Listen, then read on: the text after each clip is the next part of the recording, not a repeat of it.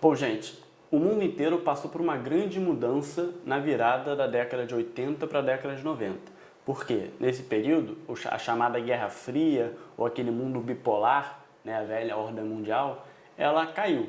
E o que simbolizou o fim dessa Guerra Fria foi justamente a queda do Muro de Berlim. Ele não dividia o mundo inteiro, tampouco dividia a Alemanha inteira. Ele dividia a capital da Alemanha, mas era um símbolo muito forte dessa cortina de ferro, como chamou Winston Churchill, o ex-primeiro-ministro inglês, que dividia a Europa entre um lado socialista, polarizado pela União Soviética, e um lado capitalista, polarizado principalmente pela França e Inglaterra, né, a Alemanha Ocidental, mas também tendo ali por trás dos bastidores os Estados Unidos atuando fortemente através do Plano Marshall, por exemplo. Quando esse muro de Berlim cai, essa Guerra Fria tem seu fim, os países europeus do lado oriental, aqueles socialistas, eles acabam tendo seus regimes políticos e econômicos alterados e acabam submetendo e mudando seu sistema de governo para um sistema democrático e capitalista.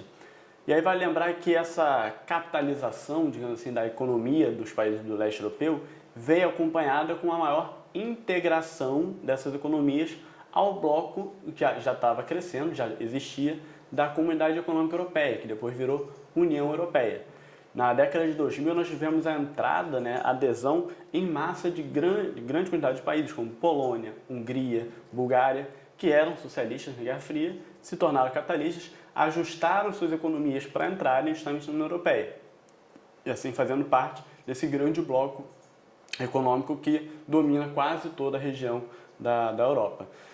E é dessas características, principais mudanças, uma das que a gente observou foi a fragmentação de alguns países. O sistema socialista ele era bastante fechado e muitas vezes os países apresentavam diferenças nacionais internas que eram reprimidas e eram sufocadas pelo governo central, que era de partido único, o Partido Socialista. O maior exemplo de todos, a gente pode considerar, é o exemplo da Iugoslávia. Até a década de 90 era a Iugoslávia, um país só, depois ela se fragmentou em vários países, como a Croácia, a Eslovênia, a Bósnia, a Sérvia, Montenegro, Macedônia. E ainda tem disputas por novos países que vão se fragmentar dessa antiga Iugoslávia, como por exemplo o Kosovo e a Voivodina. Então um país foi capaz de gerar 8 países. Por quê? Porque existem diferenças nacionais, diferenças religiosas, diferenças até mesmo étnicas importantes nesse território que eram reprimidas durante o período socialista. Tá, ok?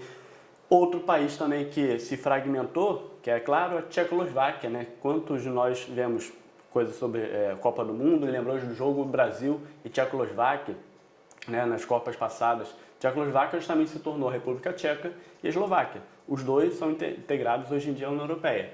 Então essas mudanças, tiraram o foco, o poder da União Soviética, que depois virou Rússia, e integraram mais as economias dessa Europa Oriental à União Europeia. Então hoje em dia você já não tem mais essa divisão clara, tampouco a Rússia polariza tanto o poder desses países específicos que se fragmentaram em outros países.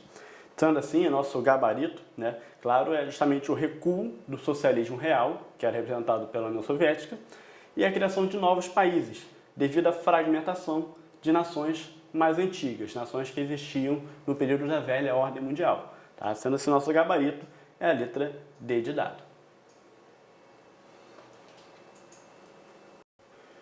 Bom, gente, o assunto de migrações internacionais ele envolve uma série de questões que permeiam os assuntos da geografia. As migrações internacionais elas podem envolver tanto um motivo socioeconômico, alguém que queira sair do seu lugar de origem